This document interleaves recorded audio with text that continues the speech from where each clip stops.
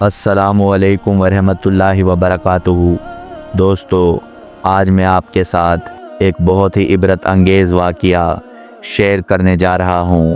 یہ واقعہ حضرت موسیٰ علیہ السلام کے دور کا ہے اور اس میں ایسے 5 کلمات ہیں جو اللہ تعالیٰ کو بہت پسند ہیں، تو ویڈیو آخر تک ضرور دیکھیں اور لائک اور سبسکرائب کرنا نہ بھولیں۔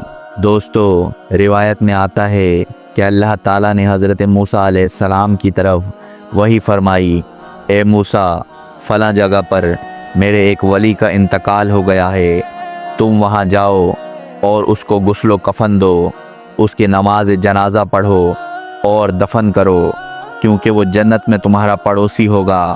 حضرت موسیٰ علیہ السلام اس جگہ پہنچے، دیکھا تو بیابان میں ایک میت پڑی ہے، اس کے پاس نہ کوئی انسان تھا، نہ دنیا میں اس کی کوئی ملکیت۔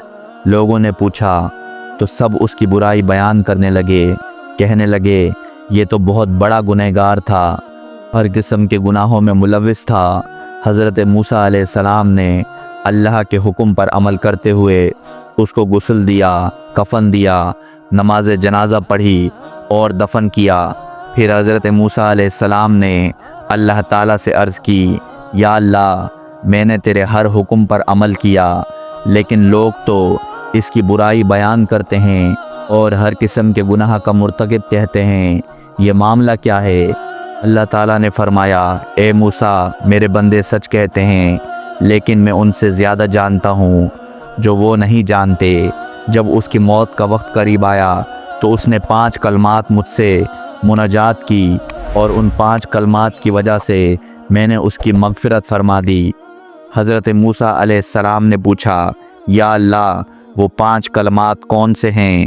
دوستو، آپ غور سے سنیں، یہ وہ 5 کلمات ہیں جو اللہ کو بہت پسند آئے۔ پہلا کلمہ، یا اللہ، تو جانتا ہے کہ میں نیکوں سے محبت کرتا ہوں، اگرچہ میں خود نیک نہیں ہوں۔ دوسرا کلمہ، یا اللہ، تو جانتا ہے کہ میں فاسقوں سے بغض رکھتا ہوں، اگرچہ میں خود فاسق ہوں۔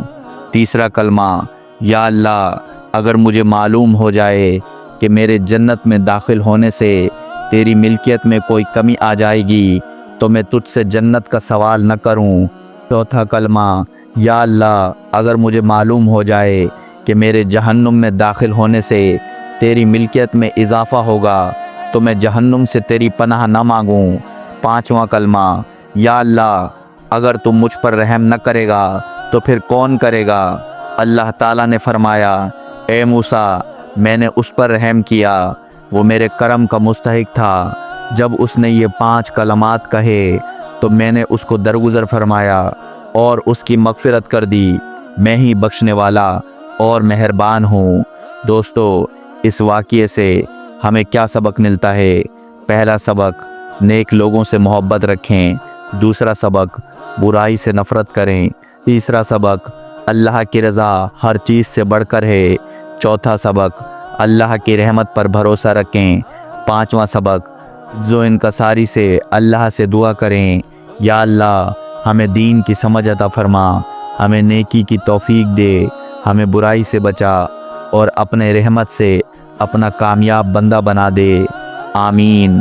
دوستو، اگر آپ کو یہ واقعہ پسند آیا ہو تو لائک کریں، شیئر کریں اور چینل کو سبسکرائب کر لیں۔